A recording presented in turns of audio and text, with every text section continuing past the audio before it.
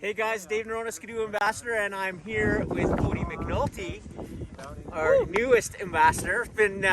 Been awesome having you part of the team this year, buddy. You always slay, and we've been riding for the last the last week. It's been super fun. Got a whole weekend. And you saw I'm gonna put some videos out over the next week on the new gauge and the glove box and all sorts of things. But we're up on snow, most importantly, riding these things today. And you know, it's always a challenge sometimes when we hop on new sleds because you don't realize how much you set your sled up for you personally, and that can be one of the hardest things. Is then to hop on a new sled and kind of try to make it feel like you have your sled. So we've been hopping on different sleds. We've got a Summit X with expert package in a 175 turbo, and then we've got the Freeride with a 165 and also in the turbo. They both have the large gauges. The first thing I'm going to say, I love that new gauge. Man, I gotta be honest with you. I thought about it, is it gonna matter with a little bit of extra weight in a battery, or, I'm more worried, am I gonna make a clumsy mistake and damage the gauge? But being able to have snow up, move away, and see all of these options, and it's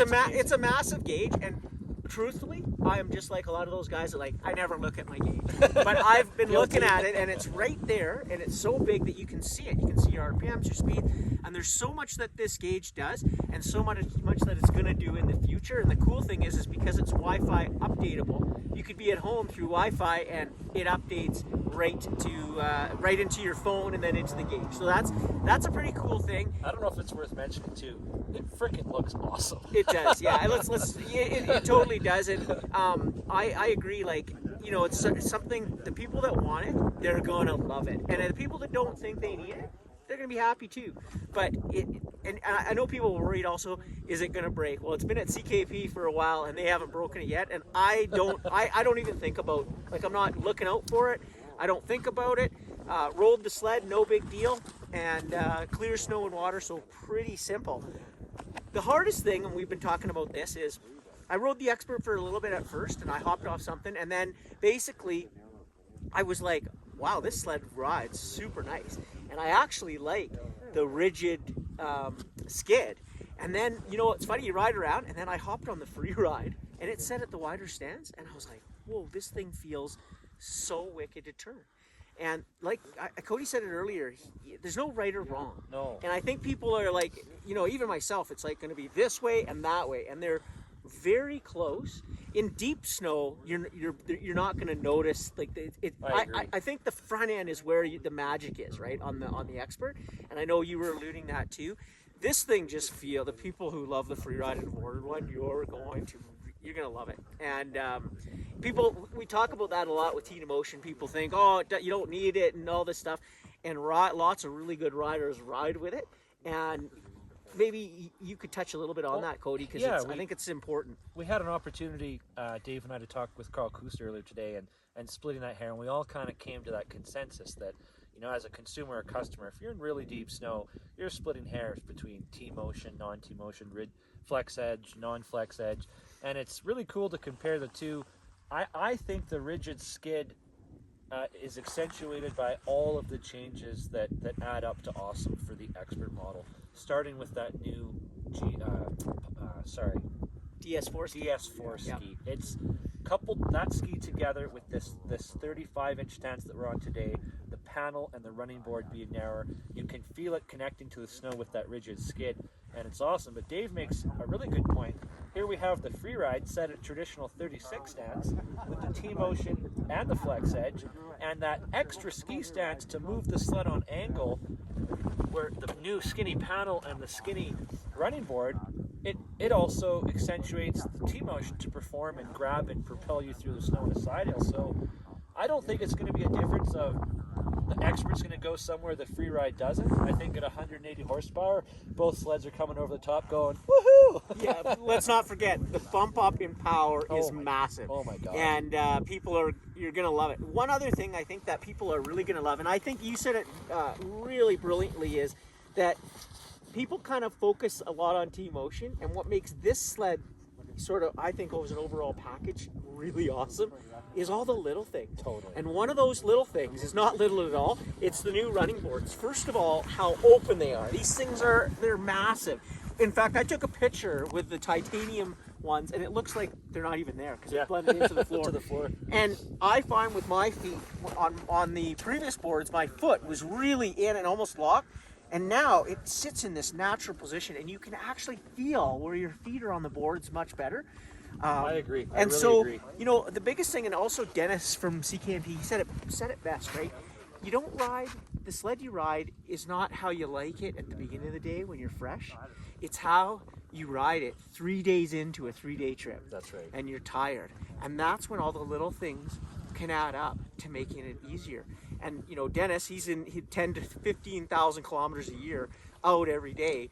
It really does matter when you get a little bit tired, what you're going to make. So when you sit down and you're ordering, that's what you have to look for. And I think they've done on all the sleds, they've just done a magic job. Just everything, the way it works, how clean it is, and how, you know what I love, I think my favorite thing on this new sled is that you're going through the trees and you got to make a quick move, and it's a little bit of a counter steer and a tap with your outside toe, almost your pinky toe, and it's like it turns. It's on edge. It's on edge instantly. And that's what you really want. You want it to make you made the decision to go right or left that quick, and now the sled makes it. And I think that really, people will really love that about the sled. What do you think about the glove box?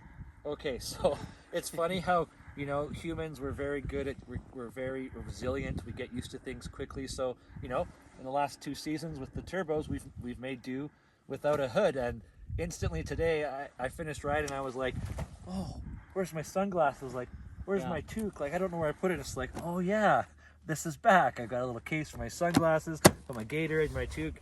It's amazing. It also, for me, adds a a comfortability with having a glove box back, but also having the full modern scale of the hood and the new vents and this big, beautiful screen. It's, yeah, I'm pumped to have a glove box. Yeah, and I think people are going to be really excited. There is a few updates. So there's no belt temperature sensor anymore. And so we're always learning new things. Not needed now because the way the CVT and the clutch all work and how it's sort of a closed system, bringing in cold air and getting rid of that warm air, just don't need it. And this sled has 1,000K on it. They haven't done anything to it, and everything in there looks brand new. You know, we could back that up too. So coming up the trail today, typically if you run up the trail, your clutches aren't super hot, but they're still going to your bare hands to change clickers. You're going to feel it. You might want to let the sled cool down for a minute, or maybe you'll want to wear a glove while you're rotating your sled, adjusting each clicker. This snowmobile, I just opened the panel with my bare hands and instantly loosened and changed the clickers. Like that was noticeably physically operating at a cooler temperature. And also really easy to work on. Like to take that off, you can get at your belt, you can get in there to take it out, clean it out, really easy. So the maintenance on it is faster, and that's really what it comes down to. Nobody wants to do maintenance out here. So if you look after it in your garage and do the few little things that you have to do with the Ski-Doo, you're out here riding and putting oil and gas and smiles on your face. I want to know, straight up, you have to pick the 2023 Freeride, the 2023 Summit Expert Package. What are you going to do? I'm still on the fence. I've got experts coming.